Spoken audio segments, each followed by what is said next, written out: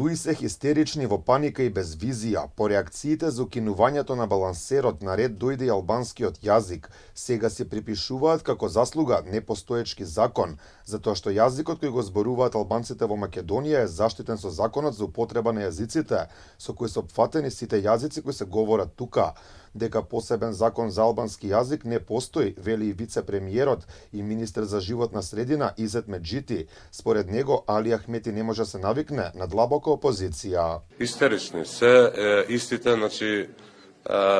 мислам за да сватите како реагира Дуи на овие работи.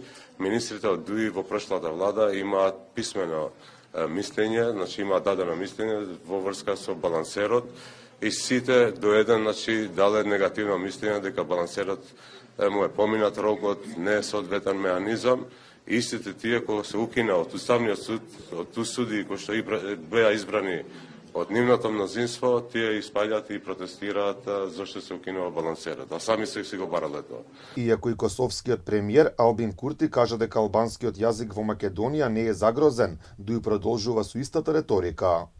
Започнат е директен напад врз албанскиот јазик, нашиот најважен символ на идентитетот. Во Уставниот суд се поднесени иницијативи кои имат за цел да ја вратат историјата на назад. Оспорувајќи го законот за употреба на јазиците, законот кој го прави албанскиот јазик втор официјален јазик. Лидерот на Дуи Али Ахмети предходно со заканувачка реторика кажа дека албанците ќе станале на нозе доколку се чепнал законот. За ваквите пораки студент уж доби од Албин Курти, кој кажа дека овој закон воопшто не ни бил за албанскиот јазик, туку за јазиците на сите заедници кои се над 20% во Македонија.